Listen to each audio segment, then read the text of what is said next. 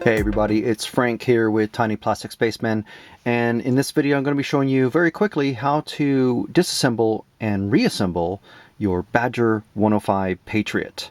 Now this is a very common airbrush. It's one of probably the first main airbrush that I recommend anybody online to get, just because it's so versatile. You can get parts for it very easily. It's American made quality, and it's just overall just a very good and versatile airbrush.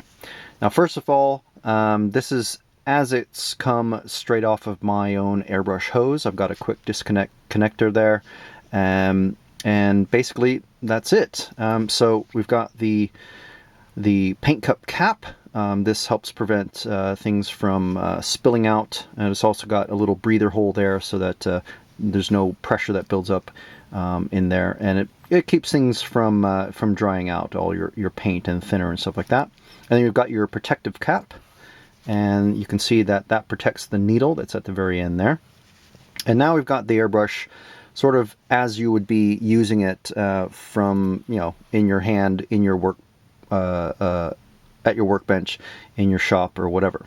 So now we're going to take off the back end. You'll notice that it's not cranked on. I don't have to use a lot of pressure. It's basically just comes right off. Everything on the Badger airbrushes are just literally finger tight. You don't have to use any pliers or tools to get at anything that you should normally have to get to. Now to take out the needle is that's next. So we're going to just hold this piece here. It's I call it the trigger assembly, trigger spring assembly. There's the spring for the triggers in there. Just loosen the needle chuck, which is this little nut here, and then you gently pull out the needle like so, and then you have the needle in your hand. Of course, just be careful with that. It is a needle. It's called that for a reason. It is very sharp. That is it at the back end.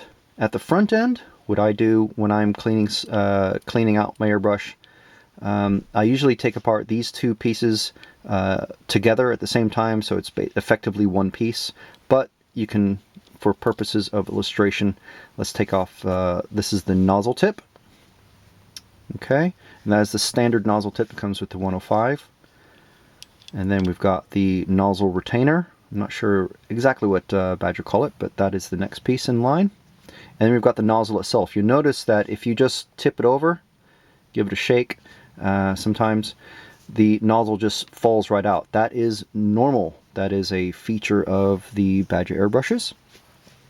And that is it. That is the most that you'll need to take apart your airbrush 90% of the time. Now, if you do need to do some deep cleaning, such as to soak the airbrush in cellulose thinners for an hour or two just to get rid of the really bad gunk. I've seen some really badly gunked up airbrushes in my time. Or if you want to just soak everything in an ultrasonic cleaner for a few minutes, you may want to take apart, there's 3 more pieces that you can take out. So first of all, you've got the trigger assembly, which is basically just this piece here. It's deeply threaded in the back of the airbrush body, so it'll take several turns to get it out. And there you go. You'll notice that there's a D-shaped piece that fits through there, that the needle goes through all of this. These are all hollow pieces. Okay, and it is spring-loaded, so when you do put it back in, make sure that that D-shaped piece is inserted properly. Otherwise, you'll get something like this, and you won't be able to pull the needle back at all.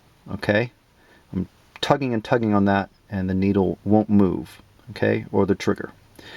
All right, and the next 2 pieces are, of course, the trigger itself and the trigger. I'm just calling it the trigger backplate, for lack of a better word.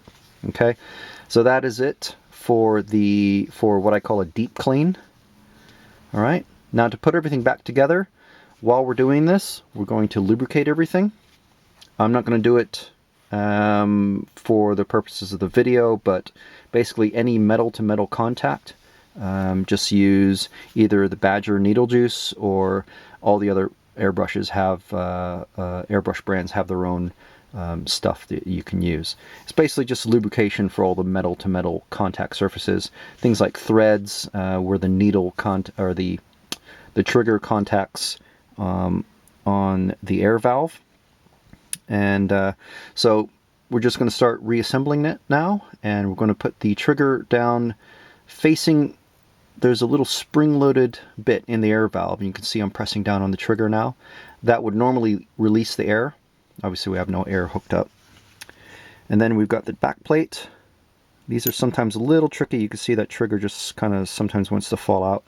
Once the needle is in place, you don't have to worry about the trigger wanting to fall out. Sometimes you might find it easier to put the back plate in first and then the trigger. So now we're going to make sure that this piece is correctly in there. Remember, it's a D-shaped piece.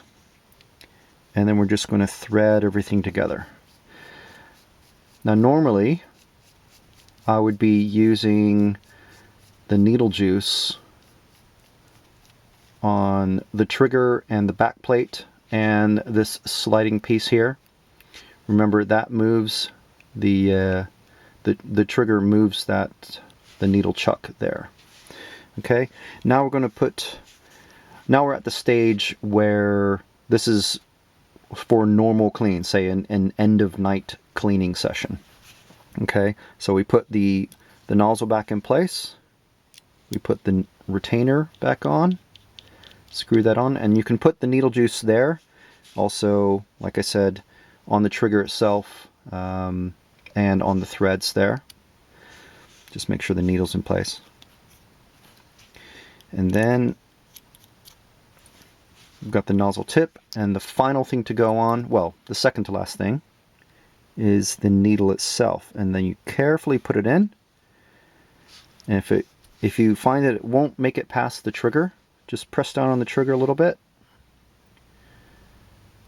and you can push it past, and you can see the front end of the needle come out. Okay, and now while pressing on that, we're just going to tighten this. Remember, everything is finger tight, and that's it.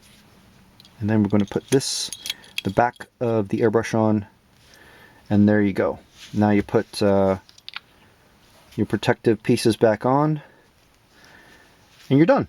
That is disassembling and reassembling the Badger 105 Patriot. So if you found this helpful, please give us a like, subscribe down below. There's plenty more disassembly and assembly videos for other Badger airbrush models. Please visit the website. It's tinyplasticspaceman.com for more of this sort of thing. Thank you very much for watching, and we'll catch you in the next video.